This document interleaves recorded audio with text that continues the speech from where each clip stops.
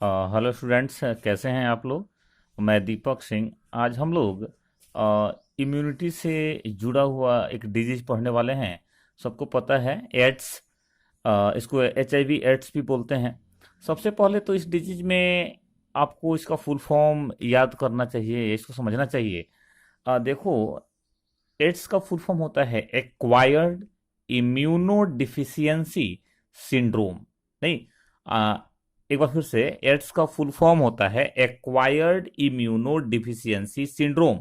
ठीक ना। तो इसको समझना पड़ेगा हम लोगों को। एक्वायर्ड का मतलब तो आप जानते हैं, पहले से आपको बताया है। एक्वायर्ड का मतलब होता है क्या, कि लाइफ टाइम में, जन्म के बाद कभी जो है कोई चीज अगर डेवलप हो जाए तो उसको हम लोग एक्वायर्ड बोलते हैं। तो ये डिजीज जो है वो जनरली जन्म के बाद डेवलप होता है। ठीक है ना। सेकंड क्या है कि इम्यूनो डिफिशियंसी का मतलब क्या हुआ। इम्यूनो डिफिशियंसी, डिफिशियंसी का मतलब होता है कमी। किसकी कमी, किसमें कमी? तो आप बोलेंगे इम्यूनिटी में कमी। ठीक है ना, प्रतिरक्षा में कमी। ठीक है, deficiency of immune system, immune system में कमी को हम लोग बोलते हैं इम्यूनो डिफिशियंसी। इम्यून सिस्टम में एक बड़े इंपॉर्टेंट सेल होते हैं, याद करो, हेल्पर टी लिम्फोसाइट्स। आपको बताया था कि लिम्फोसाइट जो है वो टू टाइप्स के होते हैं, याद करो। बी लिम्फोसाइट्स, बी लिम्फोसाइट्स और टी लिम्फोसाइट्स। नहीं, ये दोनों ही टाइप के सेल इम्यूनिटी का फॉर्मेशन करते हैं। एक्वायर्ड इम्यूनिटी के लिए बड़े इंपॉर्टेंट होते हैं ये। नहीं, इनमें से जो टी लिम्फोसाइट होते हैं उन्हीं का एक फॉर्म, उन्हीं का एक रूप क्या होता है, हेल्पर टी लिम्फोसाइट्स। तो एड्स में क्या होता है कि हेल्पर टी लिम्फोसाइट का नंबर घट जाता है, डिक्रीज कर जाता है। ठीक है, तो हम लोग अभी समझे क्या इम्यूनो डिफिशियंसी क्या है। और एक लास्ट वर्ड जिसमें लगा हुआ है वो है सिंड्रोम। नहीं, सिंड्रोम किसको बोलेंगे? तो आपको पहले सिम्टम बताया हुआ है, सिम्टम्स, लक्षण। नहीं, कोई भी डिजीज होता है तो उसके कुछ सिम्टम्स होते हैं, कुछ लक्षण होते हैं। HIV एड्स में क्या होता है कि इसमें कई डिजीज के सिम्टम्स एक साथ अपीयर होते हैं या दिखाई देते हैं। नहीं, तो ग्रुप ऑफ सिम्टम्स को ही हम लोग क्या बोलने लगते हैं, सिंड्रोम बोलने लगते हैं। Group of symptoms, signs, physical और physiological disturbance that are due to common causes is called syndrome. नहीं, तो ग्रुप ऑफ सिम्टम्स को हम लोग बोलते हैं सिंड्रोम। ये तो क्लियर हुआ कि ये जो एड्स के लिए जो वर्ड्स यूज किए गए हैं उनका मीनिंग क्या हुआ। नहीं, एड्स का कॉजेटिव एजेंट क्या है ये समझिए आप। तो आपको ध्यान रखना है कि एड्स एक वायरल डिजीज है। नहीं, ये वायरस से होने वाला डिजीज है, वायरल डिजीज है ये। ठीक है, तो कौन सा वायरस है? तो HIV वायरस। एड्स जिस वायरस से होता है उसका नाम ही क्या है, HIV virus, human immuno deficiency virus. ठीक है ना। अब थोड़ा सा इस वायरस के बारे में जाना जाए कि ये किस टाइप का वायरस है, इसमें जेनेटिक मटेरियल कौन सा होता है। नहीं, तो आप ध्यान रखिएगा कि HIV जो है वह एक रेट्रो वायरस है। ये आपसे क्वेश्चन पूछ सकता है कि HIV किस टाइप का वायरस है, तो आप बोलेंगे कि HIV रेट्रो वायरस है। इस रेट्रो वायरस में, मतलब HIV में, जेनेटिक मटेरियल, अनुवांशिक पदार्थ RNA होता है। इस HIV का अनुवांशिक पदार्थ, जेनेटिक मटेरियल क्या होता है, RNA होता है, इसलिए इसको हम लोग RNA वायरस भी कह सकते हैं। ठीक है ना। एक और बात कि इस HIV में, इस वायरस में रिवर्स ट्रांसक्रिप्टेज एंजाइम प्रेजेंट होता है। इस एंजाइम का क्या फंक्शन है इसको हम लोग आगे देखेंगे। ठीक है। इसके बाद से वायरस के, इस HIV के थोड़ा सा स्ट्रक्चर को भी हम लोग समझते हैं। तो कोई भी वायरस हो, वो आपको पता है, आपको बताया था कि कोई भी वायरस हो वो सिर्फ दो तरह के केमिकल कंपोनेंट से बनता है। एक तो उसका जेनेटिक मटेरियल, DNA या RNA, और दूसरा उसके ऊपर से प्रोटीन का एक कवर या कोट। तो दो ही चीजें होती हैं। यहां पे हम लोग बोले हैं कि HIV का जेनेटिक मटेरियल क्या है, RNA है, तो DNA का तो बात नहीं करेंगे हम लोग। नहीं, तो RNA जेनेटिक मटेरियल अंदर में, और उसके ऊपर से प्रोटीन का कवर या कोट होता है। अब देखो जरा सा, यहाँ पे ये जो हम लोग जो बनाए हुए हैं ब्लू कलर से, नहीं, ये क्या बनाया है, ये इसका जेनेटिक, इस वायरस का जेनेटिक मटेरियल बनाया है। यहां लिखा है SSRNA। SSRNA का मतलब क्या हुआ, सिंगल स्ट्रैंडेड RNA। ठीक है ना। ध्यान से अगर देखो तो ये RNA क्या है, टू पार्ट्स में डिवाइड है। नहीं, तो आपको ध्यान रखना है कि HIV का जो जेनेटिक मटेरियल है, जो सिंगल स्ट्रैंडेड RNA है, मतलब एक धागा वाला RNA, ये टू पार्ट्स में डिवाइड होता है, ठीक है ना। और इसके ऊपर से ये रेड कलर में जो बनाया है ये प्रोटीन कोट है, जो इनर प्रोटीन कोट आप इसको बोल सकते हैं, नहीं। और इसके बाहर से एक एक्स्ट्रा और प्रोटीन कोट होता है जिसको आउटर प्रोटीन कोट कहते हैं। और ये आउटर प्रोटीन कोट किससे बनता है, तो आप बोलेंगे कि ग्लाइकोप्रोटीन से बनता है। ये क्लियर हुआ। इस आउटर प्रोटीन कोट के आउटर सरफेस पे, इसके बाहर में अब देखो तो छोटे छोटे ये नॉब लाइक घुंडी जैसे स्ट्रक्चर्स लगे हुए हैं, प्रोटीन नॉब लगे हुए हैं, ठीक है ना। एक चीज और समझना है कि यहाँ पे देखो तो ये रेड कलर से छोटा छोटा कुछ इंडिकेट किया है, ये क्या है, यही एंजाइम है जिसको हम लोग रिवर्स ट्रांसक्रिप्टेज एंजाइम बोलते हैं। सॉरी, इसको कट कर देते हैं। ये एंजाइम कौन सा है, रिवर्स ट्रांसक्रिप्टेज, ठीक है। चलो अब मोड ऑफ ट्रांसमिशन की बात करते हैं कि कैसे ये वायरस एक हेल्दी ह्यूमन बॉडी में इंटर कर सकता है। तो एक तो है अनसेफ फिजिकल रिलेशन, दूसरा है ट्रांसफ्यूजन ऑफ कॉन्टामिनेटेड ब्लड और ब्लड प्रोडक्ट्स। यहां पे थोड़ा समझिए, कई बार पेशेंट को, कई बार आदमी को ब्लड की आवश्यकता होती है, उसको ब्लड चढ़ाया जाता है। अगर जो डोनर है उसके ब्लड में HIV प्रेजेंट है, नहीं, तब क्या हो जाएगा, अगर हम ऐसे ही कॉन्टामिनेटेड ब्लड को अगर ट्रांसफ्यूज कर दिए, मतलब चढ़ा दिए किसको, ऐसे बोलो कि पेशेंट को या जिसको जरूरत है ब्लड का उसको, तो उसको भी क्या हो जाएगा, इन्फेक्शन हो जाएगा। ब्लड प्रोडक्ट से यहां सेंस है कि कई सारे ऐसे पेशेंट्स हैं जिनको कि प्लाज्मा का जरूरत होता है, नहीं, या फिर ब्लड के दूसरे कंपोनेंट्स का जरूरत होता है, तो उन सबको हम लोग क्या बोलने लगते हैं, ब्लड प्रोडक्ट बोलने लगते हैं। और कैसे ट्रांसमिट हो सकता है और कैसे फैल सकता है, तो sharing infected needles, syringes, razors etcetera. मतलब कि अगर मान लो कि जो इंजेक्शन जो निडल के सहारे हम लोग देते हैं, या उसमें जो सिरिंज यूज करते हैं, या फिर जो है नाई के दुकान में जो रेजर्स वगैरह यूज होता है, अगर वो शेयर किया जा रहा है, मतलब 2 लोग 4 लोग जो है एक ही निडल से या एक ही रेजर का यूज कर रहे हैं, तो पॉसिबिलिटी बनती है कि अगर कोई इन्फेक्टेड पर्सन है तो HIV जो है हेल्दी में ट्रांसमिट हो सकता है, ठीक है। एक और इंपॉर्टेंट बात यहां पर है कि अगर कोई मदर इन्फेक्शन में है, अगर किसी मदर को HIV है, तो उसके चाइल्ड को भी HIV होने की संभावना रहती है। प्लासेंटा के सहारे क्या हो सकते हैं, ये वायरस उस मदर के चाइल्ड में ट्रांसमिट हो सकते हैं, ठीक है ना। तो ये मुख्य तरीके हैं कुछ जिनके थ्रू जो HIV का ट्रांसमिशन होता है। एक बात यहां पे नोट करने लायक है, ध्यान देने लायक है कि HIV एक वीक वायरस, एक कमजोर वायरस है। आपको ध्यान रखना है कि HIV कोई स्ट्रॉन्ग वायरस नहीं है, ये एक वीक वायरस है, नहीं, तो ये ज्यादा देर तक इन्वायरमेंट में सरवाइव नहीं करता है, ठीक है ना। तो जब कभी भी इसका ट्रांसमिशन होता है तो हमेशा इन्फेक्टेड पर्सन के, संक्रमित व्यक्ति के बॉडी फ्लूइड से ही होता है, उसके शरीर के द्रव से ही होता है, नहीं। हम ये बताना चाह रहे हैं यहां पे कि कोई HIV पेशेंट है तो उससे हाथ मिलाने से, नहीं, उसके साथ खाने से, उसके साथ कहीं पौंड वगैरह में नहा लेने से HIV का इन्फेक्शन नहीं होता है। ये क्लियर हुआ। अब देखो जरा सा, हम लोग को HIV का लाइफ साइकिल भी समझना है, ठीक है ना, और ये बहुत इंपॉर्टेंट है आपके एग्जामिनेशन पॉइंट ऑफ व्यू से। यहां लाइफ साइकिल का मतलब है कि कैसे HIV हमारे बॉडी में इंटर करने के बाद हमारे इम्यून सिस्टम को डैमेज करता है और अपने नंबर को बढ़ाता है, ठीक है। तो इसके लिए एक फ्लो चार्ट का हम लोग यूज कर रहे हैं जो बहुत सुंदर तरीके से, बहुत साफ तरीके से हमारे NCE फ्लो चार्ट है। यहां पे देखो तो ये जो डायग्राम बना हुआ है यहां पर, ये रेट्रो वायरस का है, मतलब HIV का डायग्राम है, ये वायरस का डायग्राम है, ठीक है ना। यहां पे ये बताया गया है कि ये जो बाहर कवर है ये वायरल प्रोटीन कोट है, नहीं, और अंदर में ये वाला वायरल RNA कोर है, ठीक है बात। अब क्या हो रहा है, ये वायरस जो बॉडी में इंटर किया तो सबसे पहले ये एनिमल सेल के अंदर देखो, ये हमारे बॉडी में इंटर किया है, तो हमारे बॉडी के एक सेल को दिखाया गया। ये वायरस सबसे पहले जिस सेल को टारगेट करता है हमारे बॉडी में, वो सेल होते हैं हमारे मैक्रोफैग, ठीक है। तो ये मैक्रोफैग है, एक सेल है हमारे बॉडी का। अब इसमें इंटर किया, ठीक है ना, इसके प्लाज्मा मेम्ब्रेन है, इसमें इंटर किया ये।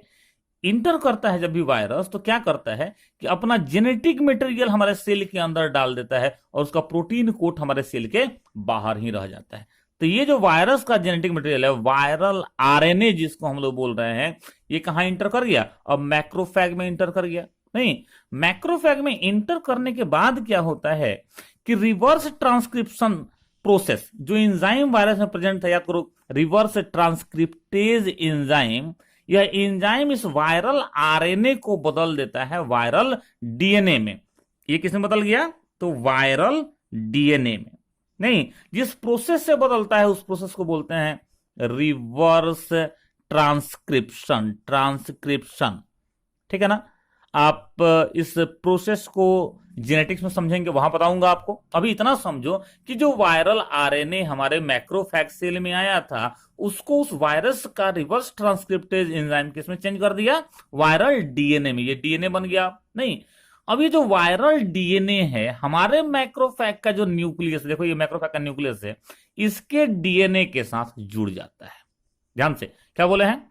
जो वायरस का डीएनए जो बना है, जो वायरल डीएनए बना है हमारे सेल के अंदर में, वो वायरल डीएनए हमारे सेल मैक्रोफैग के न्यूक्लियस में प्रेजेंट डीएनए में जुड़ जाता है। और जुड़ने के बाद क्या करता है? तो हमारे ही डीएनए से वो अब वायरल आरएनए, नया नया वायरल आरएनए बनवाना शुरू करता है। नहीं, इसके चलते क्या होता है? तो ढेर सारे नए वायरस हमारे मैक्रोफैग में बनने लगते हैं। कई बार तो हम लोग बोलते हैं कि हमारा अपना सेल जो है मैक्रोफैग, वो कैसा काम करने लगा? तो वो वायरस फैक्ट्री का काम करने लगता है, मतलब ढेर सारे वायरस बनाना शुरू कर देता है। ठीक है, यहां से मैक्रोफैग से ये वायरस क्या करते हैं कि दूसरे जो सेल्स हैं उनको इन्फेक्ट करते हैं। New virus can infect other sales को इन्फेक्ट करते हैं। और फिर यही वायरस क्या करते हैं, आगे देखोगे तो हमारे जो नए टाइप के सेल हैं जिनके बारे में हम लोग बात करते हैं, टीएच लिम्फोसाइट्स, उनको इन्फेक्ट करने लगते हैं। और इसके चलते क्या होता है? हमारा अपना टीएच लिम्फोसाइट डिस्ट्रॉय होने लगता है। नहीं, और हमारे टीएच लिम्फोसाइट्स में ये वायरस और नए नए वायरस बनाते हैं, जिनको कि हम लोग प्रोजेनी वायरस बोलते हैं। तो ढेर सारे और नए वायरस बनते चले जा रहे हैं, और हमारे जो इम्यून सिस्टम के सेल्स हैं टीएच लिम्फोसाइट्स, वो डिस्ट्रॉय होते चले जाते हैं। इसका रिजल्ट क्या होता है बताओ? इसका रिजल्ट होगा कि जो नंबर ऑफ टीएच लिम्फोसाइट है वो बढ़ेगा या घटेगा? तो वो घटते चला जाता है। टीएच लिम्फोसाइट्स का जो नंबर है वो डिक्रीज करते चला जाता है, नहीं घटते चला जाता है। जब भी टीएच लिम्फोसाइट्स का नंबर डिक्रीज करेगा तो इसका मतलब है कि हमारी जो इम्यूनिटी है वो डिक्रीज करने लगेगी। हमारा इम्यून सिस्टम वीक हो जाएगा, कमजोर होने लगेगा, हमारी इम्यूनिटी डिक्रीज कर जाएगी। और जब इम्यूनिटी डिक्रीज करती है तब क्या होता है? जो और भी जो इन्वायरमेंट में पैथोजन है, बैक्टीरिया हो सकता है, फंजाई हो सकता है, या दूसरे और वायरस हो सकते हैं, उनका इन्फेक्शन हमारे बॉडी में होता है, जिसको हम लोग सेकेंडरी इन्फेक्शन बोलते हैं। तब सेकेंडरी इन्फेक्शन होने लगता है और क्या होता है? तब पेशेंट का डेथ हो जाता है।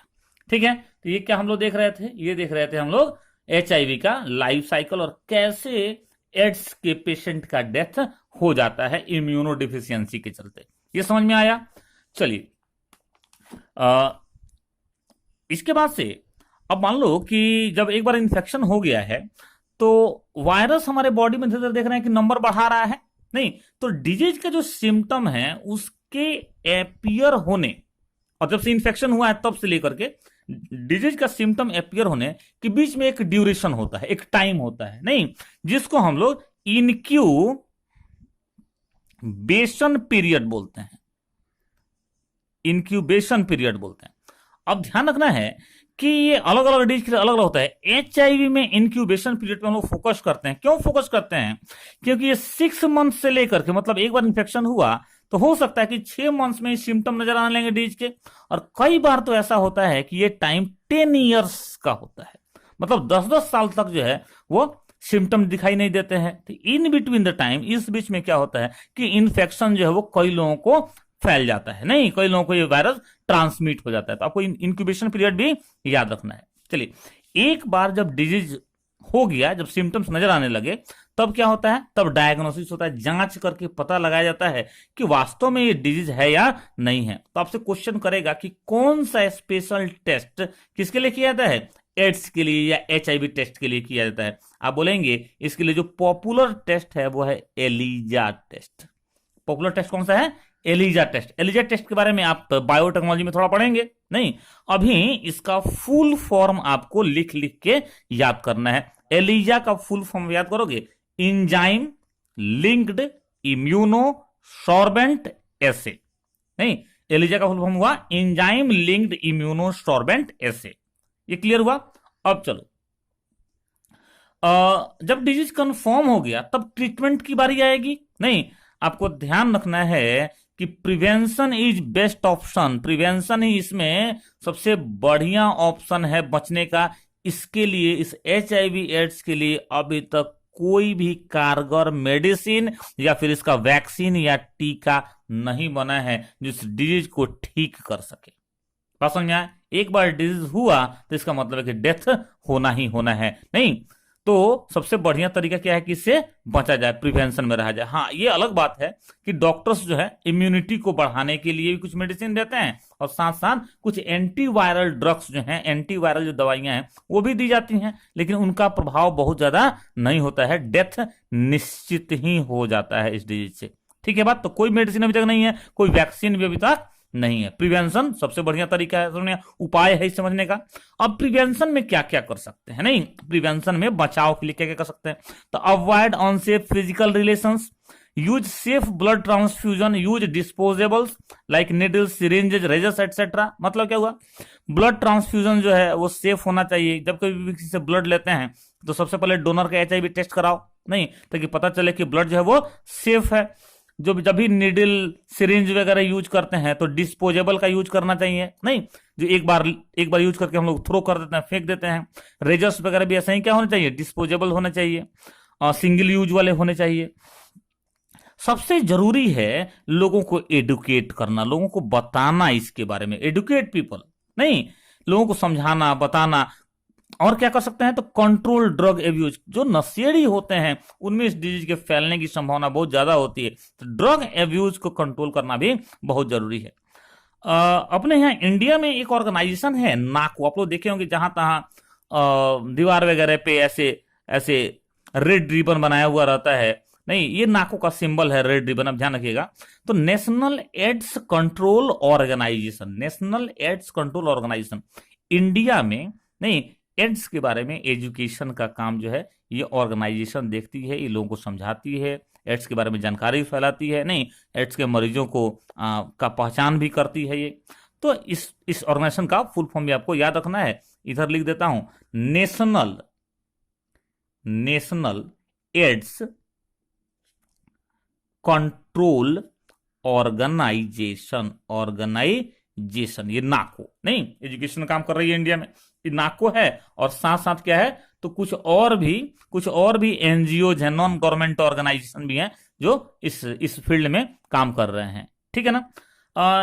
कुछ और छोटे छोटे पॉइंट आपको ध्यान होने चाहिए, जैसे 1 दिसंबर, 1 दिसंबर, तो 1 दिसंबर क्यों लिख रहे हैं हम लोग, तो 1 दिसंबर को वर्ल्ड एड्स डे मनाया जाता है, विश्व एड्स दिवस, वर्ल्ड एड्स डे। नहीं तो ये डेट आपको याद रखना है, 1 दिसंबर वर्ल्ड एड्स डे। तो ये था एड्स के रिगार्डिंग इंफॉर्मेशन जो आपके लेवल पे आपको चाहिए था, इसको भी प्रैक्टिस करिएगा ठीक से। नेक्स्ट वीडियो में हम लोग कैंसर को कवर करेंगे, ठीक है। Thank you.